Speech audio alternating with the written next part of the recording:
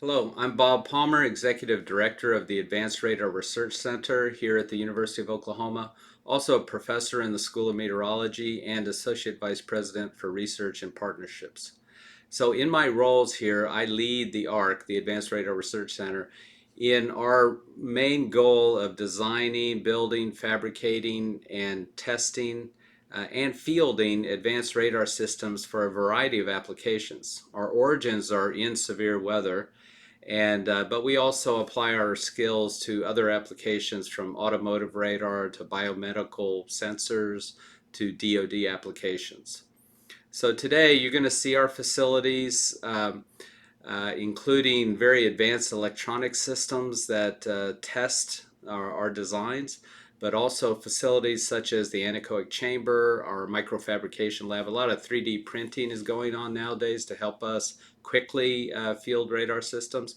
And then finally, we're going to show you some of our mobile radar systems that are used for field experiments, looking at severe weather and other type of scientific applications. So please enjoy yourself, and I hope you have a great time today at the National Weather Festival in 2020. Thank you.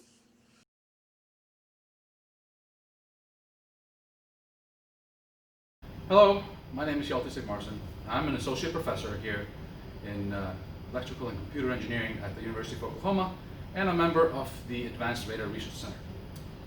We are here in our fabrication laboratory where the goal of this lab is to allow us to be self-sufficient in prototyping components and systems.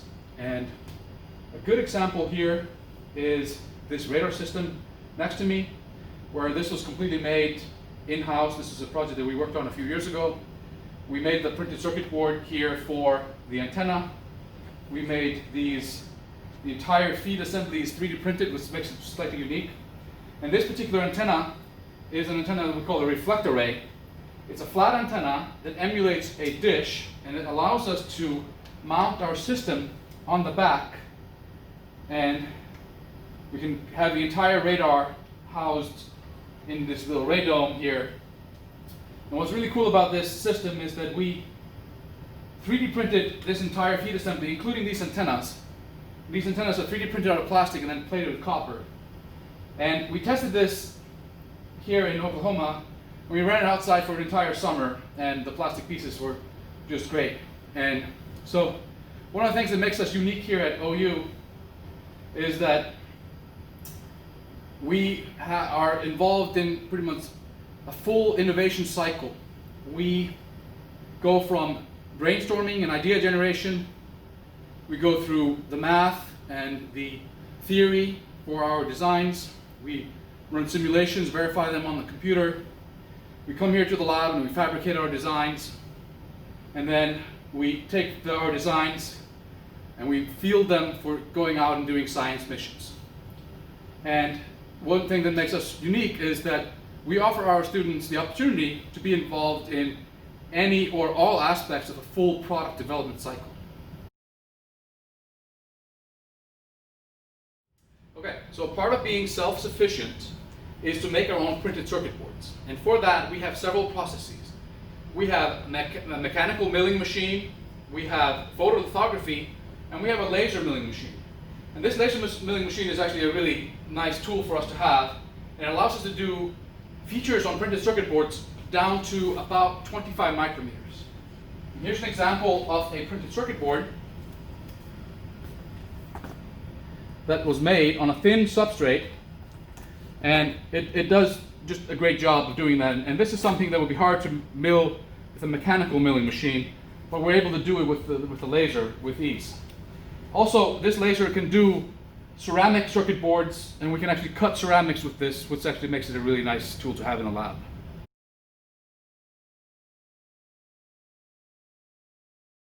In the last few years, we've seen a lot of progress in terms of 3D printing. And here in the lab, we do a whole bunch of 3D printing.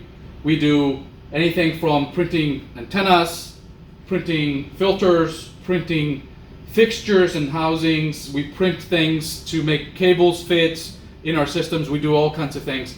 We also do a fair amount of research in terms of 3D printing. We develop our own materials. We've developed ceramic materials. We've developed flexible materials, and we're also developing some processes. And one of the processes that we're developing here is to fully 3D print functional circuits and circuit boards. And we do that by printing dielectrics, conductors, and even placing components into our systems. So the idea would be to be able to print a full system just by clicking a button and no hands involved.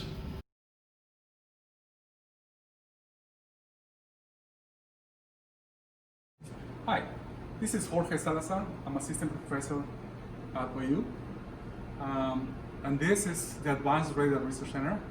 I would like to show you two important facilities that we use for measuring antennas. This is an antenna, and this is a state-of-the-art phased array antenna system. When we decide these antennas, we need to test it. We need to have a place like this to do testing of antennas. So here, for example, we have a UAV where we put an antenna here and we use for sensing. So when we need to characterize antennas like this or like this, we need to have this kind of facilities. So this specific chamber, they measure antennas from 800 megahertz to 18 gigahertz. So as you can see, it's quite big. This chamber is nothing else than a metal enclosure with some special absorbers that enable us to suppress the reflected energy in the walls because it's a metallic structure. So in this side we have a probe, in this side we have the antenna. This is an antenna array that we use for radar applications. So we measure the electric fields directly in this chamber without a need of doing any signal post-processing for extracting the characteristics of the antenna panel. On the other side, we have a different chamber. It's a little bit more sophisticated. And this chamber is called near-field system. The reason that we call near-field system is because we're measuring the antenna panels using the near-field region of the electric fields. So, of course, for doing these measurements in a short distance, we have to have a robotic system that enables to move precisely the probe in front of the antenna. So let me show you what I'm talking about. So this is an antenna, and this antenna, when it's excited, it transmits a signal that we cannot see with our eyes. We need to have a special equipment, a special system to visualize these fields.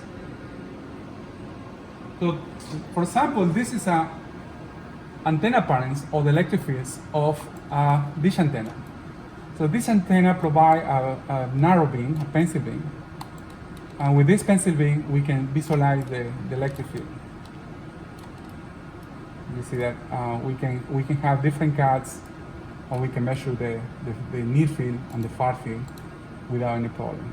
And you will see the beautiful antenna pattern here that represent the energy focused in one specific position.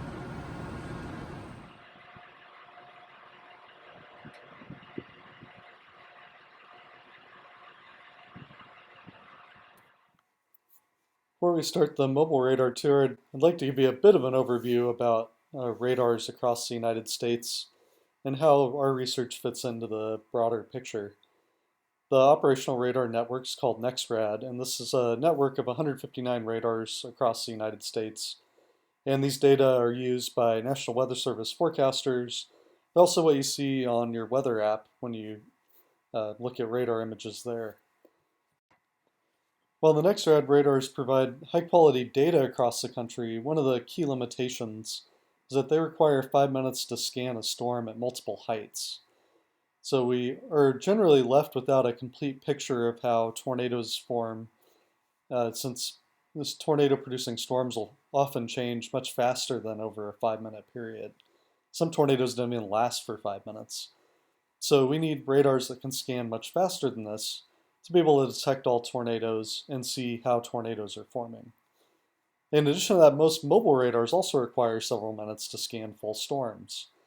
So one of our goals at the ARC is we want to develop next generation technology that can allow us to scan much faster. So one of the types of radars we'll be showing you on the tour are called dual polarization radars, or dual pol. And this is a radar that transmits and receives radar waves that are both horizontally and vertically oriented.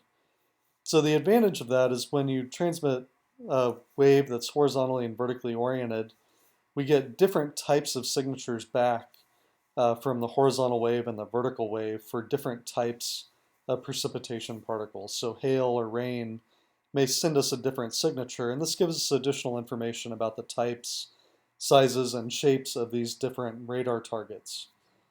One example of this where this is useful is for tornado debris. This on the bottom right, there's an example. This yellow color area here is debris that's been lofted by the tornado, so we can remotely detect tornadoes with the radars. And XRAD was recently upgraded to dual polarization technology across the country. That occurred between 2011 and 2013. Another important type of radar is a phased array radar. And this is a radar comprised of many different small antennas. And the signals from these are combined to produce a radar beam that can be steered without physical movement. So current radars must rotate a dish around mechanically, which takes a long time. So it can take several minutes to complete a scan. But a phased array radar can change the beam position almost instantaneously.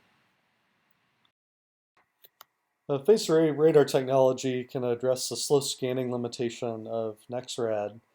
So it makes it possible to scan all of the storms around the radar at many different heights in a minute or less. One of the challenges that we have going forward is combining phased array and dual pol technology, since this will be important for an XRAD replacement network. So many of the radars that I'll talk about today that are coming in the future are phased array radars that are also dual pol. Hi, I'm David Bodine. I'm a research scientist in the radar group here at OU. This is our high bay where we keep a lot of our mobile radar systems. These are radars that we take out to storm chase and study severe weather, as well as do a variety of other projects to monitor flash flooding, even studying things like the migrations of birds and insects. So I'll take you through a tour of our mobile radars. Many of these are radar systems that we use for science, but also are prototypes of radars you might see across the country in the next 10 to 20 years. Okay, this is our PX-10000 radar. It was built in a partnership with private sector companies. So some of the radars that we have here, we've worked with private companies who take the technology that we've developed in partnership with them, and then they are able to market that and sell it across the country. So this is one of those systems. It's a radar that's on the back of a trailer, so we can take it to a lot of different places and leave it for long periods of times. Now what's unique about this system is it's a rapid scan radar, so this pedestal can rotate around in a circle in 1 second, so it's really fast. So if you want to scan at 10 different heights, you can get 10 different heights in only 10 or 20 seconds. So it's really quick. The other unique thing about it is it's a dual polarization radar. So this radar transmits radio waves in both the horizontal dimension and the vertical dimension. And using the signals that you get from both of those dimensions, you get more information about raindrops, you can identify tornado debris and hail, as well as a look at a variety of different things with the system.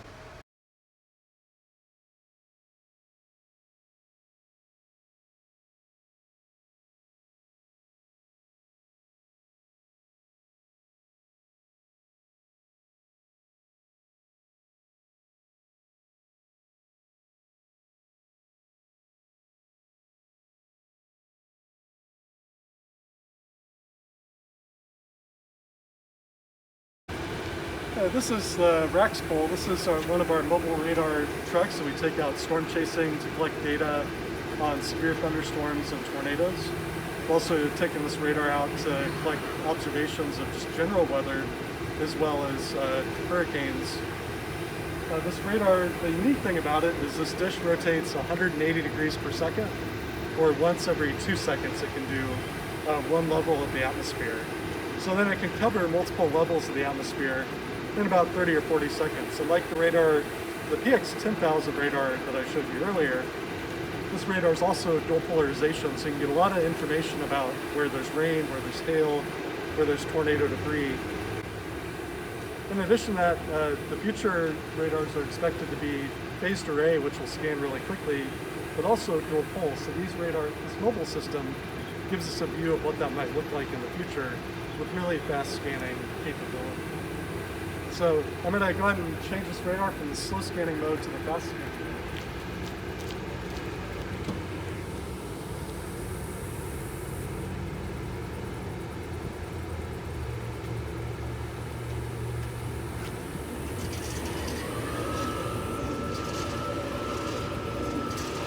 So this is the scanning mode that this radar uses when we're out storm chasing. And we want to see things as fast as possible.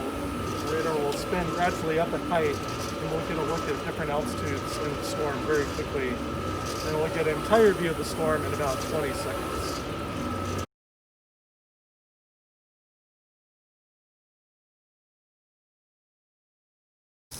So the types of radars we're developing are called phased array radars, which are the next generation type of radar designed to replace NexRad. So one example of that is up here is a cylindrical phased array radar. And this radar, basically there are strips of antennas that go all the way around in a cylinder, and then we can point in all different directions almost at the same time to where we can scan really quickly. So this radar is capable of getting volume scans in 1 minute or less. In addition to that, we're developing a couple of other radars. One's funded by the National Science Foundation called PAIR, or the Polarimetric Atmospheric Imaging Radar. And PAIR is going to be a rapid scan system. We can take out the storm chase and we can collect observations of tornadoes, severe thunderstorms in 10 seconds or less. So you can get a really good look at how quickly storms are evolving with a lot of detail. In addition to that, we're developing a HORIS system, which is an all-digital phased array. And this all-digital radar is basically like 1,000 little mini radars all in one system. So it gives us really fine control, so we can do a lot of different scanning modes all at the same time to scan really quickly. And it also gives us an opportunity to get much more accurate measurements than we would with existing radars today.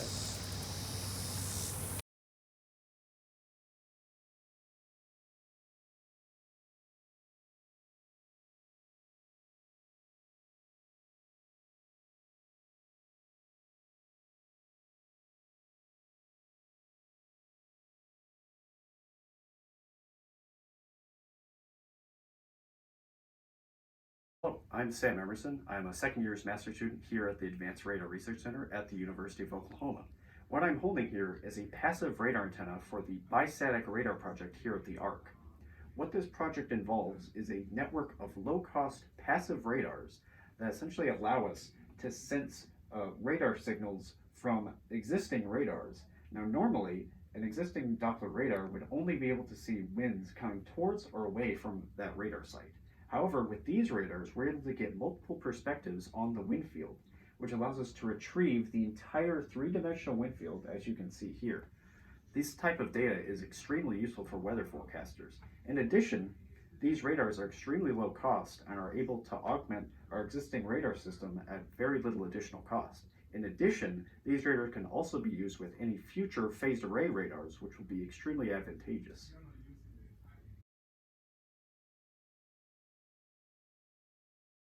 Hi, my name is Rachel Cross, and I'm a second-year master's student here at the University of Oklahoma. For my research, I'm using a dual-pole radar simulator called SimRadar that was developed here at the Radar Innovation Lab. Using this simulator, I'm looking at what we call a tornado debris signature, something you can see developing right here. Basically, this is just a signature on radar that tells us that debris has been lofted by an ongoing tornado. Specifically, I'm interested in how different debris types, sizes, and shapes affect how this parameter looks on radar. Now, these differences could range from how high the debris is being lofted by the tornado to how different variables, things like you see here, change depending on what type of debris is in the tornado. Now, a good example of some of these differences come from comparing leaves to wood boards. This is illustrated in these figures right here with these dual pole variables plotted. Here you see with the leaves, generally they have higher values compared to the wood boards that have lower values.